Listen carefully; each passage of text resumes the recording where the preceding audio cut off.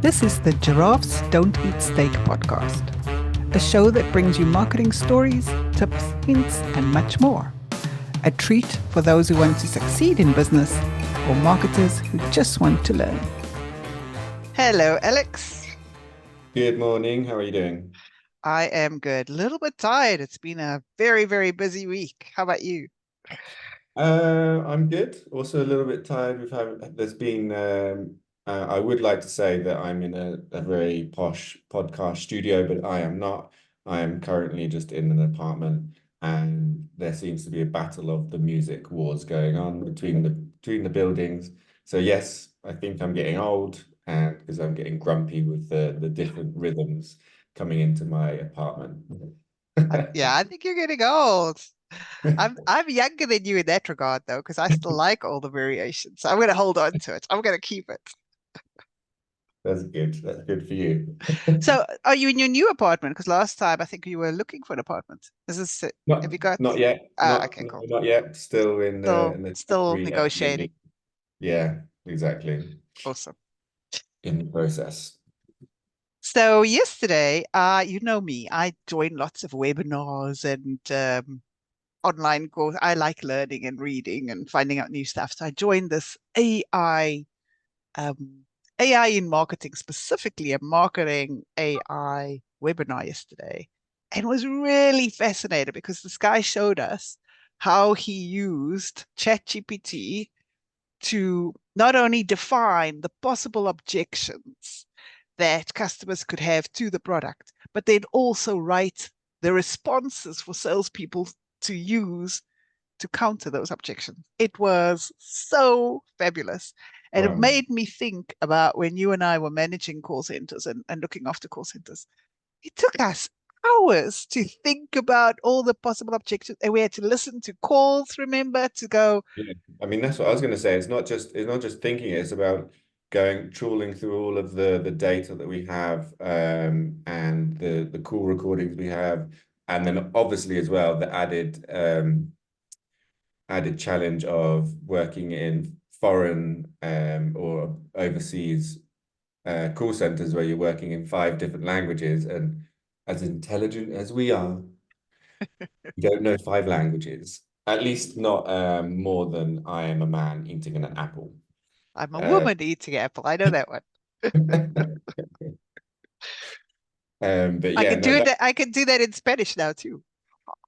woohoo, that's good. Very important.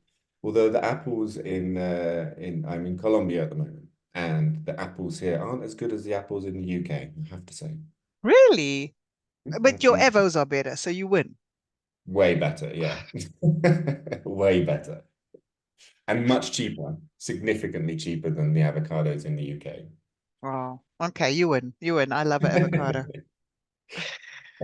Anyway, sidetracked. That is a huge game changer in terms of the for the call centers. Um, And uh, in general, technology over the time that we've been, working together, etc. I think early when we met, I was busy with voice analytics, which was the technology to to basically translate those calls into data that we could do, get reports on the most commonly used phrases or, mhm, objections or even sentiment analysis. If you remember that, if customers ended angry, the call would be flagged red, etc. So that technology already saved us so much time and space. But now adding this in terms of script writing, how to pitch the product properly to ChatGPT, and then objection handling. What's the most common objection? I can't afford it, which is not a real objection. no, There's other rationale, right? exactly. I was really blown away. Like yes. So now almost every call, someone says, "Let's do this." I'm like, "Let's ask ChatGPT." Yeah, and the interesting thing as well is that ChatGPT somehow has managed to weave its way into our working life without too much of a of rejection of change. So just because you made me think about the voice analytics that you were talking about. If I Yeah. remember correctly, there was quite a resistance to change on that, because probably it would be starting to show things that some people in call centers don't want to know or to be made visible to senior staff. Yeah, I mean that in particular that was used for, well, the business case was approved based on compliance, right? Because in especially in insurance and financial institutions, you are regulated. And therefore there are certain things that by law you have to say on a call. You have to tell someone the call is recorded. You have to explain who you are, and where you're calling from. You have to give the full benefits of the product, and also all the exclusions. You have to explain to them what's not covered, even though from a salesperson perspective, it feels counterintuitive to go and explain all the bad stuff before the person said yes. And for sales agents, they'd rather skip that part, right? Because it's counterintuitive to go through all of that stuff when actually I just want you to give me money. And then how, as the manager of that call center or the business owner using that call center, do you safeguard yourself? Because if someone is fined, it's you, right? And so yes, there was pushback. In fact, one of the countries gave me pushback that they didn't want to be recorded and monitored. And I'm going, no, I'm not putting cameras in the toilets. It's a completely different ball game. This is the job I'm paying you for, and Mhm. I'm allowed to monitor what you're saying. It's different, right? Yeah. I mean, we're just monitoring for your performance against the training that we've given to you, that Against you've taken on. against the contractual agreement, right? It's the you agree contractually to adhere to Hmm. what we say. So that's Yeah. where it is. I think that kind of technology, though, I think is incredible, because it enables you to scale, it enables you to really understand what's going on. Even a call center of 50 people is, you need a huge amount of time to trawl through everybody's calls that they're doing and understand really the performance of each employee, and the sentiment that the public is having on your product when they're going through the sales process. Hmm. Having a tool that you can go tick, tick, tick, and find out the answers it's incredible. Yeah, and I fell in love with it because before that, we were doing, because you had to do quality control in your call centers, and I managed the 52 call centers across Europe, if you remember. And we could only, from a time-based perspective, listen to 10% of calls, like because I had a whole quality team, but I would have to have a quality team the equivalent size of my sales force if Yeah, I of wanted course. to listen to 100% of calls. Where with the tool, I was able to listen to 100% of calls instantly and Hmm. only have my quality team pick up the anomalies, right? And validate the anomalies.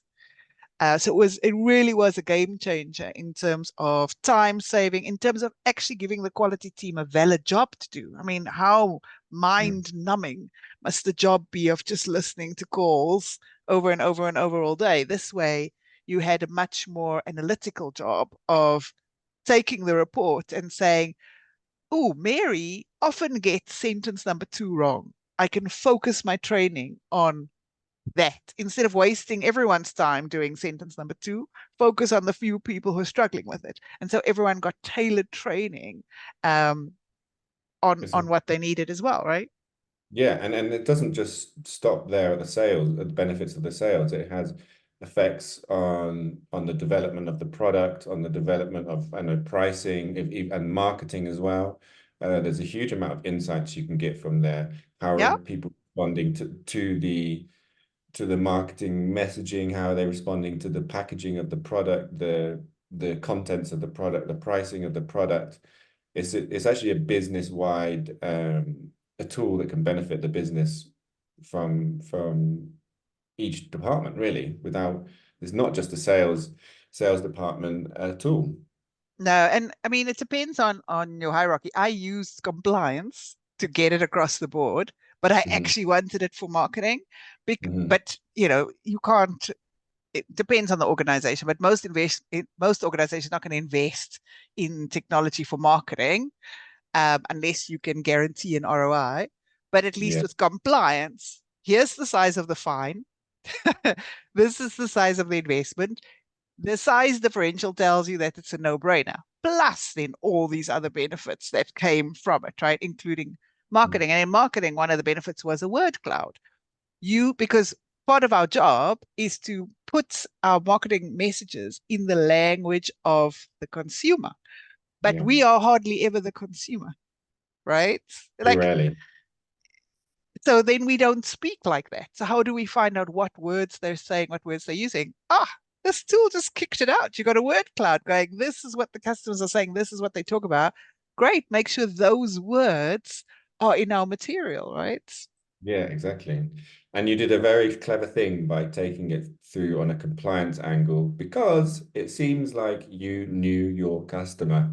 I And you definitely knew they did. wouldn't sign off on a marketing tool, but they would sign off on a compliance tool. So Yes. well Well, done. they may have signed off a marketing tool, but it probably would have been 5 years later than I got it.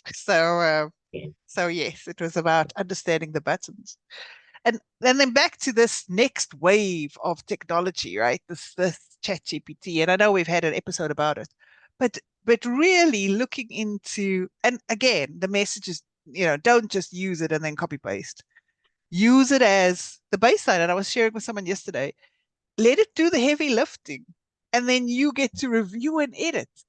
I need to start a survey with another client, and she was like, oh, I don't know where to start with the questions. I'm like, let's ask ChatGPT what would be good questions to ask, and then we've got a baseline to edit and put in our Yeah. language, change it, going, oh no, that's not a good question, or oh, okay, that's an interesting question, because it's much easier to have something to work off than to sit with a blank piece of paper and go, where do I start, right? Yeah. It definitely saves a lot of time. I was actually working on a presentation yesterday, just trying to help describe a product. And I had a lot of information about the product, but I was just struggling to find like an initial starting point for how to Yeah, illustrate it. And I just asked ChatGPT, I said, here's all the text. Can you just give me an idea of an illustrative concept? And it came out. And actually, I didn't use the concept at all. But what it did is it gave me a starting point of, oh, that, okay. And it just generated an idea. Okay, yeah, that's cool. We'll start from there. And it did create a little bit of a structure within the illustration, but I used a completely different illustration in the end. But it did a lot of the hard work for me. It pulled out the main points, put them yeah. into an order, and then I used that and I built my own concept of how to present that product. But it did all of the hard work, not the hard work, but the initial upfront work that you're talking about. And it saves so much time sometimes. It's brilliant. And another tool I think we looked at about a year or two ago, when we were doing TV ads and you had to book media. Do you remember that? And we sat with Mhm. Excel spreadsheets mapping Yeah. out which TV show on which day and which time, and even in which break.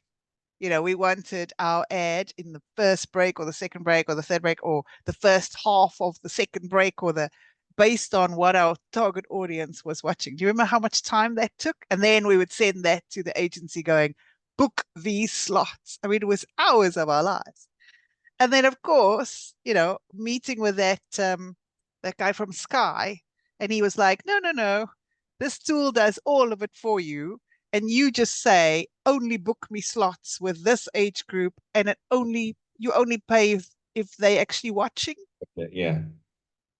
Mind blowing, like Yeah. literally, yes, Yeah. please, like hours on an Excel spreadsheet versus, and even then reconciliation. Do you remember those days?